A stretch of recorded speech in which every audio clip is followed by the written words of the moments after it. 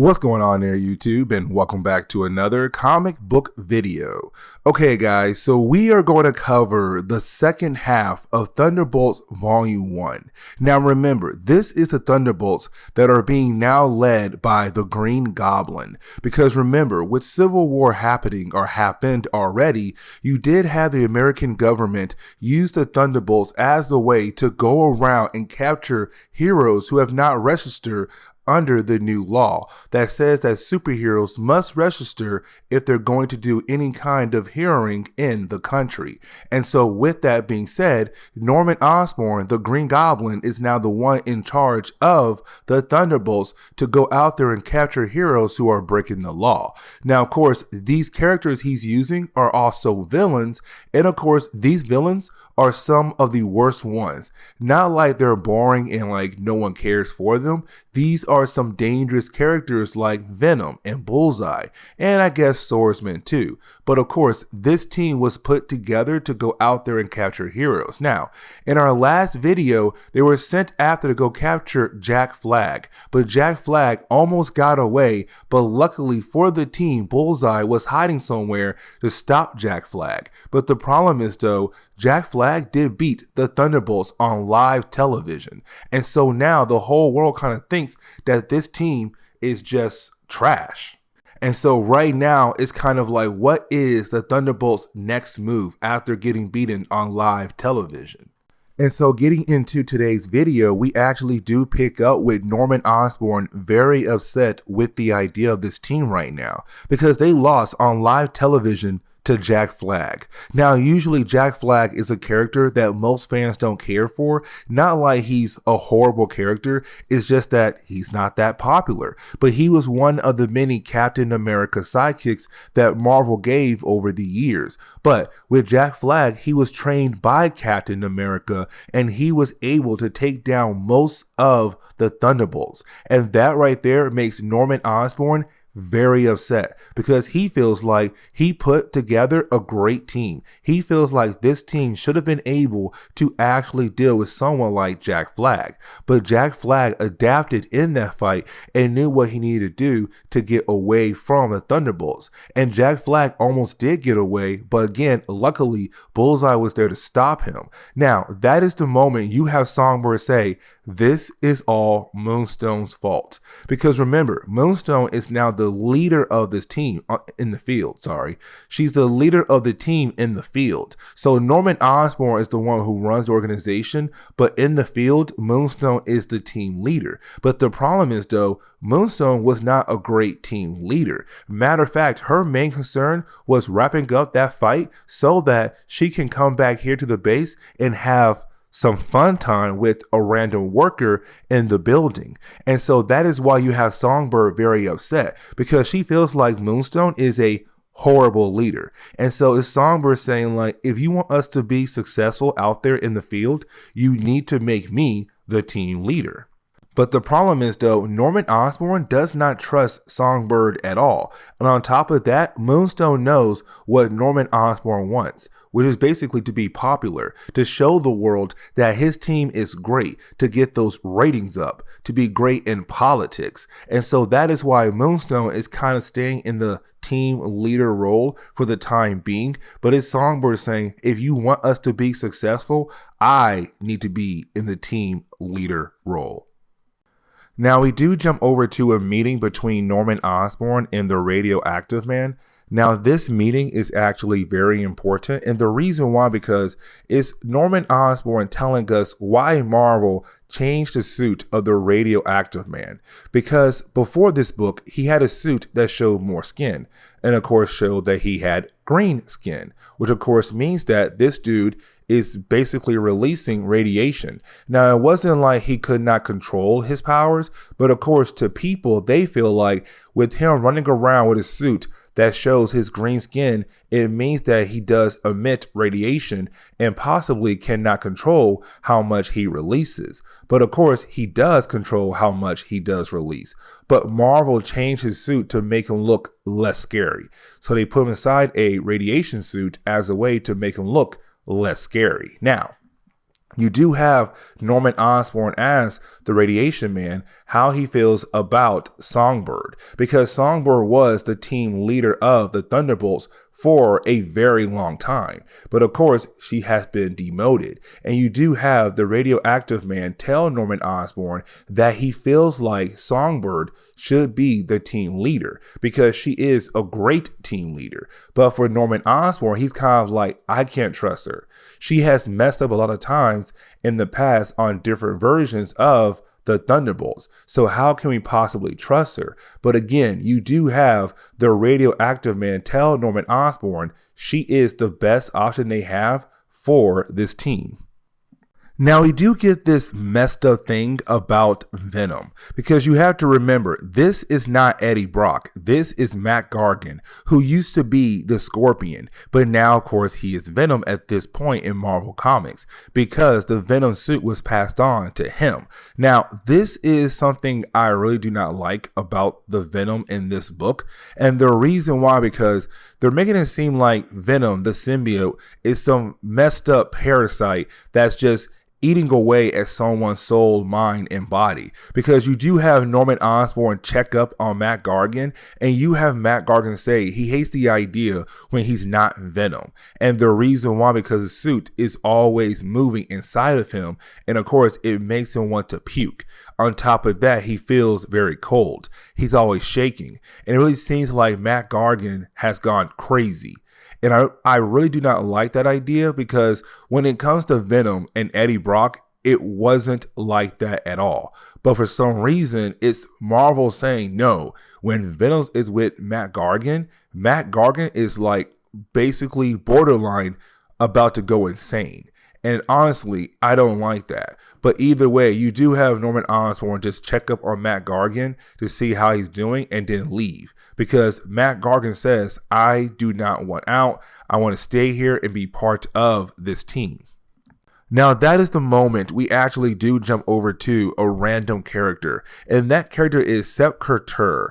And I really hope I pronounced her name correctly, because I do know there are people out there who get very upset with me when I mispronounce a name. And so I went online and tried to find how to say her name, and what I found is you say her name like that. Now, hopefully that's correct. If not, just let me know in the comments below. But Sepp Kurtur is an old character at this point, because now is the year 2023, but she first appeared back in 1993. Now, I forgot what book she appeared in, but basically her powers is to control dark energy, which is kind of cool, and also will play a role down the road in this book here. But of course, right now, we're seeing her saying goodbye to her one night stand and getting ready to get dressed, because she has an interview coming up very soon.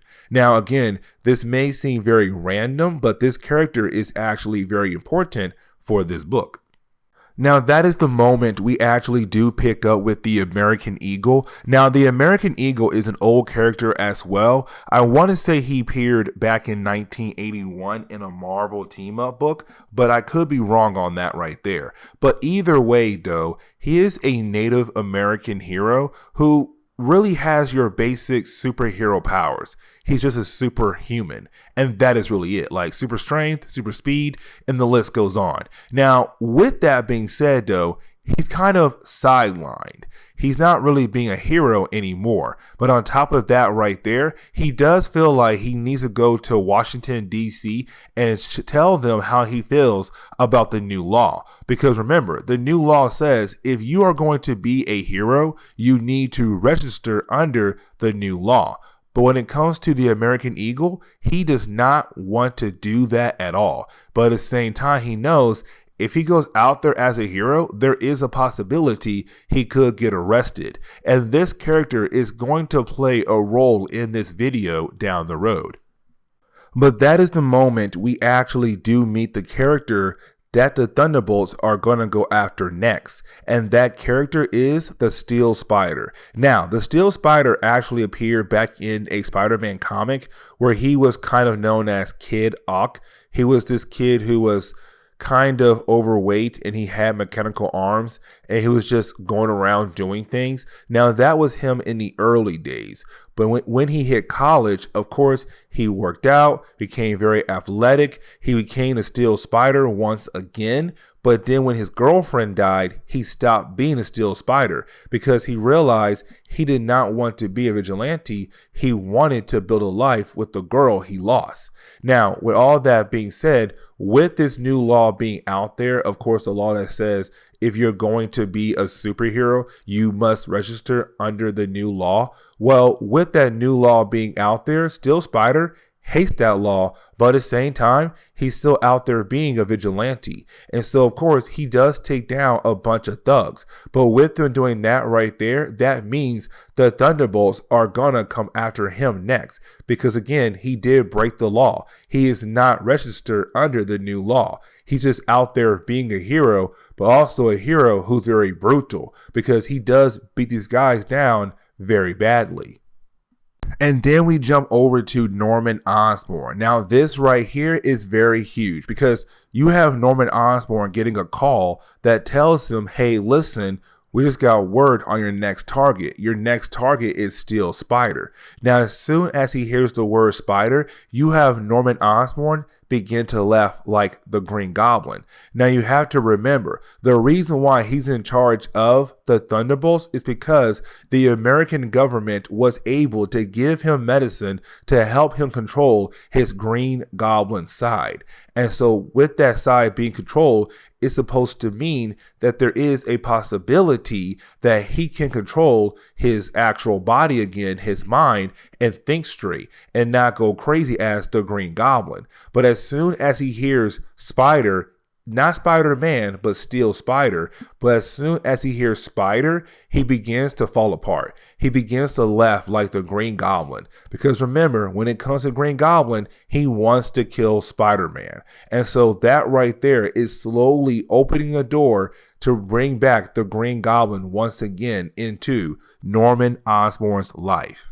And so when we get into the second chapter of this storyline, we actually do pick up with Steel Spider coming home. Now, when he comes home, of course, it tells us that right now, his life is falling apart because his apartment is a mess. Now, usually that right there doesn't mean anything because, hey, you know, there's some days you don't clean your apartment for like a couple days. But the thing is, though, for Steel Spider, when he sits down, you have people just leaving him messages on his phone saying like, hey, your bills have not been paid yet. On top of that, you have people calling in saying, hey, I'm worried for you.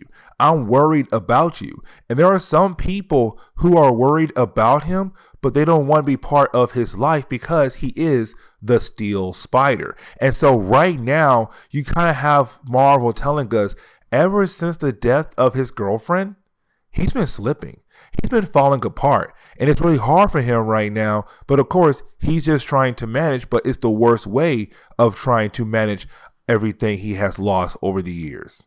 But then we see Norman Osborn meeting up with Penance. Now remember, Penance was usually known as Speedball, but thanks to Civil War, he changed his name. And the reason why, because he was the reason why, or him and his team are the reason why Civil War actually happened. Because he was part of a team called the New Warriors, and they were going after a character named Nitro. Now, of course, they were not actually being good heroes. They were trying to get popular and be all cool and everything.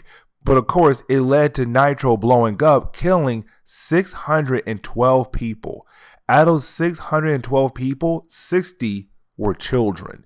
And thanks to that incident right there, it led to Marvel's Civil War. Now, with that, he changed his name to Penance, where he made a new suit, and in his suit have spikes. 612 spikes that constantly hurt him. Now, on top of that, 60 of those spikes actually break skins. And those 60 spikes are to represent the children that had died thanks to him and his team. Now, with that being said, Norman Osborn feels like when it comes to Penance, he needs help. He needs mental help. He needs to see a therapist. And right now, he's not fit to go out in the field, which makes sense because this dude is trying to die. He wants to die. And so that's why he made the suit, hoping that sooner or later, the suit would just cause, I guess, enough damage to his body where he can't do much anymore, or somebody actually kills him. But either way, it's him saying like, this dude is crazy. And so Norman Osborn wants Penance to see an actual therapist. And then you have Norman Osborn meet up with Andreas von Strucker. Now, this is the new swordsman at this point in Marvel Comics, because you have to remember the first swordsman died back in the Kree Skrull War back in 1970s of Avengers comics. And so with that, Marvel made a new one, which is this guy. Now, Andreas von Strucker, he is a twin. And usually his powers only activate when he's touching his twin sister. But the problem is, though, she's dead. And so he really can't use his powers like he wants to. Except we come to find out he still can. And the reason why he can still do that is because the sword he made, the grip of the sword, is made out of skin of his dead sister. So that his powers can still activate because they still have skin-to-skin contact even though she's dead and it's just her skin. Kind of creepy, dude. On top of that right there, we come to find out the reason why Swordsman has joined the team is because Norman Osborn promised him that they'll basically be able to make a clone version of his sister for him to have. And so that's what he wants right now. His sister come back to life as a clone so they can finally be together once again. Now, you do have Swordsman actually meet up with Moonstone. Now, this is the moment we come to find out that Moonstone has her own plans for this team. And what I mean by that is she wants to be the leader of the Thunderbolts. And so she's trying to make moves, the correct moves, to have Norman Osborn removed as director of the Thunderbolts, locked back up, but to also make sure that Songbird cannot take his place. Because everyone knows if Norman Osborn gets locked up, the team goes right back over to Songbird, something Moonstone does not want to have. And so right now you have Moonstone telling Swordsman that she wants to kill off Songbird, but to also make sure that Norman Osborn is locked up. And if he helps her out, she'll make sure that his dead sister does come back to life as a clone, basically. Now, getting back over to American Eagle, you do have American Eagle friend stop by to tell him what Steel Spider did earlier. Because remember, Steel Spider did stop a crime, but when he stopped that crime, Steel Spider was very, very rough with those criminals. To the point where, of course, those criminals are right now in the hospital and they need a lot of medical attention. And so with that, you have his friend telling American Eagle, you need to go talk to Steel Spider, to talk to him to calm down, to help him out. Because right now, a lot of people, they want to hunt down Steel Spider because yes, those criminals did commit a crime, but at the same time, it's how bad Steel Spider hurt those guys. And now their friends are trying to find Steel Spider. And so you need to talk to him and explain to him that what he's doing so far is just too crazy. He needs to calm down. And so you have American Eagle like, dude, I've been a sideline hero for a long time, and you're basically asking me to get out of the sideline back into the hero business to talk to one guy who is kind of going a tad bit crazy. Fine, I'll go talk to him then. Now we actually do pick back up once again with Skepkater, aka Jillian Woods. Now we do see Jillian right now getting another phone call. Now this phone call is actually very important, and the reason why, because she has been having a hard time getting a job. Any job that she wants, they basically tell her no, because they know about her hero past and they know that she's not registered under the new law.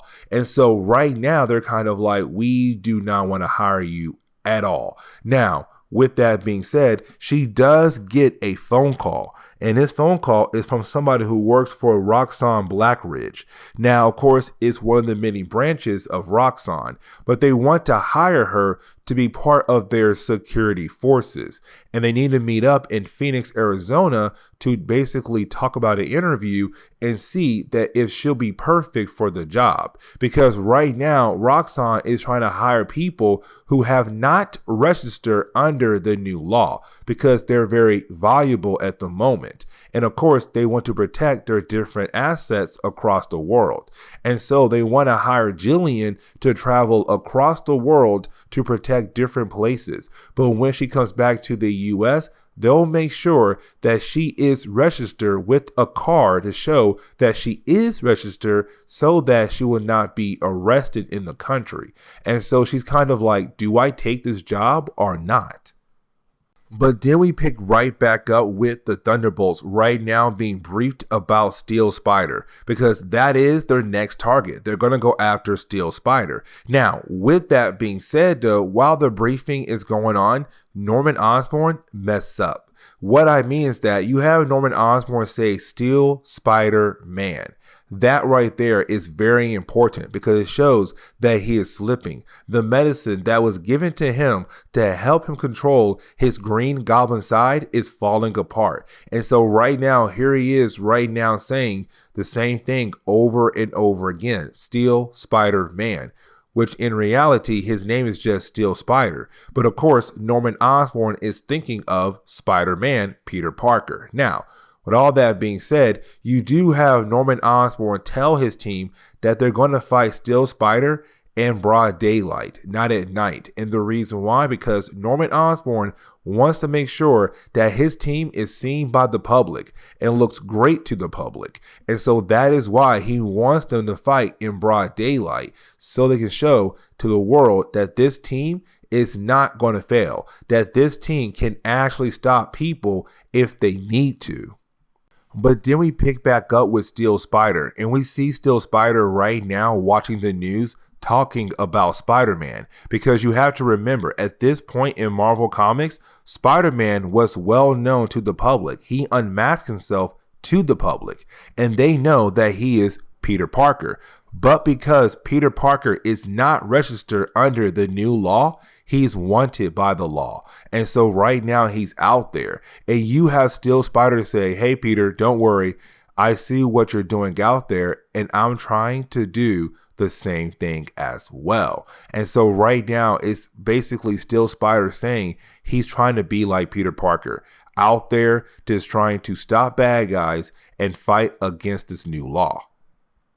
And so getting into the third chapter of this storyline, we actually pick up in Phoenix, Arizona, because that is where Steel Spider works out of. But you have to remember, when it came to Jillian Woods, they said they would be able to interview her in Phoenix, Arizona. And so now Jillian Woods is also out in Phoenix, Arizona. And on top of that, so is American Eagle, because American Eagle came to Phoenix, Arizona to talk to Steel Spider. And so all our new characters right now who are not part of the Thunderbolts team are right now in Phoenix, Arizona. But to make matters even worse, when they look up in the sky, they do see the UAVs are flying around. And remember, UAVs are just basically what the Thunderbolts use to locate their target in a city that they're about to go to. And so right now, the UAVs are trying to locate Steel Spider. Now, with that being said, of course, you do have Steel Spider freak out, but other characters, Jillian Woods and American Eagle, they have no idea what's about to happen next. Now, we do see American Eagle meeting up with Steel Spider, because remember, that is the reason why American Eagle came to Phoenix 4, to talk to Steel Spider. But when he finds Steel Spider, he comes to find out Steel Spider is unhinged. He's just going crazy. He's upset with the idea that the Thunderbolts are here to arrest him. But on top of that, he feels like American Eagle is with that team. And of course, you do have American Eagle trying to explain why he's here in the first place, because Steel Spider has been going around beating down thugs very brutally, to the point where, of course, people have came over to American Eagle hoping that he'll talk some sense into Steel Spider. But Steel Spider is not listening. He still believes that American Eagle is part of the Thunderbolts, because right now, though UAVs are flying around, and Steel Spider knows when UAVs fly around, that means the Thunderbolts are nearby, meaning that sooner or later they're going to arrive, which they're about to arrive here in like 1 minute. And so you have Steel Spider keep looking at American Eagle like, no, man, like, you're a part with that team, you're with them, you reported me, you don't like me, blah, blah, blah. And you have American Eagle like, no, I don't like them, so I'm going to help you out. But again, it's American Eagle realizing that there could be something wrong with Steel Spider. And so, of course, it does lead into the Thunderbolts fighting against American Eagle and Steel Spider. Now, remember, American Eagle and Steel Spider, they're not friends. They're not even partners at all. And so with that, they're not really going to work well together. Now, the Thunderbolts, they also don't work very well together, but they do work better together rather than Steel Spider and also American Eagle. And so while the two sides are fighting against one another and their fight does go on for a good few pages, you have to realize our two heroes, which is Steel Spider and American Eagle, they're getting their butt kicked. They're having a hard time trying to fight against the forces of the Thunderbolts. Now, you do have Steel Spider being able to knock Venom off the roof, of course, onto the street level, and that's going to pull in Jillian Woods. Because remember, Jillian Woods was only there because she had an interview there in Phoenix, Arizona. She had no idea that the Thunderbolts would be here to capture, of course, Steel Spider. But now with her seeing Venom attacking innocent people, she's like, okay, I have to use my dark energy power as a way to stop Venom, to hopefully stop him long enough so that innocent people can get away. On top of that, she knows that Venom is a bad guy. And so with that, she's kind of like, I had to stop him, because he's a bad guy. I know he is. And of course, innocent people's lives are in danger right now. So let me use my dark energy power as a way to slow him down, but to hopefully defeat him as well. And so the rest of this chapter is really more of the Thunderbolts fighting against the heroes. American Eagle, Steel Spider, and also Jillian Woods. And so right now, the Thunderbolts are trying to capture them, but at the same time, they're having a hard time actually capturing them. Now, on top of that right there, when it comes to Songbird and the Radioactive Man, they do realize that Songbird is the one in charge, that she should be the one in charge of this team, because Moonstone is failing hard. And of course, now they're fighting against a group of heroes who could easily take them out. And so with that being said, it's Radioactive Man telling Songbird, you need to take charge. You need to be basically the leader of this team if we're going to actually win this fight. Now, while that's happening right there, you do have our heroes introduce each other, saying like, hey, you know, I'm American Eagle, I'm Steel Spider, like kind of getting to know one another, but realizing they have to fight against the Thunderbolts. Now, Bullseye is also released, and usually Bullseye is only used when things get too bad for the team. And right now, things are getting pretty bad for the Thunderbolts. So Bullseye is now out there in the field getting ready to go after a certain character. And so right now, it seems like everything is just popping off left and right in this story. Now, we do get into the 4th chapter of the book. Now, this part right here is very important. And the reason why, because we actually do pick up with somebody talking to Bullseye. Now, we are left to believe that it is actually Songbird talking to Bullseye. And what I mean by that is she's using her powers as a way to communicate with Bullseye, but being unable to be detected by anybody like security guards around Bullseye. And so so with that, she tells Bullseye that she was able to turn off any kind of device that's in his bloodstream that could make him follow commands for Norman Osborn, meaning that Bullseye is now free. And so you have Bullseye kill off some security guards that were watching over him to make sure he stays in line. And you have Bullseye say that he's going to go after the American Eagle. He wants to kill the American Eagle. And so that right now is his next target. Now, this is where the story begins to wind down very quickly, because you do have American Eagle and Jillian Woods realize they need to go. And so you have her right now use her dark energy powers to give everyone cover, especially her and American Eagle. Now, Steel Spider, he does not leave. He wants to stay behind to fight against characters like Venom, because Venom is a villain. And so with that being said, he stays behind. But of course, while he stays behind, that is the moment you have Venom bites off his arm. Yes, Venom bites off the arm of Steel Spider, which of course does begin the process of the radioactive man trying to close the wound so that Steel Spider will not bleed out. But American Eagle and Jillian Woods, they're able to get away, luckily thanks to her dark energy power. Now, you do have American Eagle be confronted by Bullseye. Now, this fight is very short-lived. And what I mean by that is you have Bullseye thinking that he'll be able to actually defeat American Eagle. But the problem is, though, American Eagle is a very well-trained fighter. And so when Bullseye tries to go toe-to-toe with American Eagle just beats down on Bullseye to the point he leaves Bullseye very injured, to show that yes, Bullseye is a great fighter, a great warrior, and all of that right there. But when it comes to American Eagle, he's even a better fighter, a better warrior. And so American Eagle was able to actually defeat Bullseye just like that. And Bullseye is now left on the ground, beat up badly. Now, we do see that Jillian Woods was able to make her interview, which of course means she got the job, because when she arrives, she tells them she wants the job and they give the job to her. And so basically that wraps up her storyline right there. But to wrap up this book, we do jump back over to Thunderbolts Mountain, where we pick up with Norman Osborn talking to the doctor that's working on Bullseye.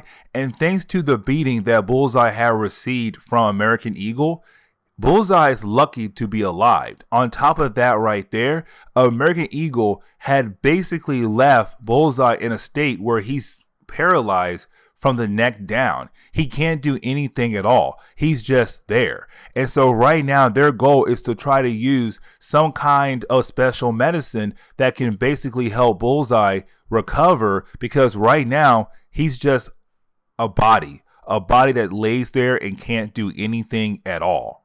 But this is where we are going to end today's comic book video. So please leave me a like down below and subscribe. Also, if you have any suggestions on books I should read, well, please let me know in the comments below, because you never know, your suggestion could be a future video down the road. But guys, I'll see y'all next time. Later.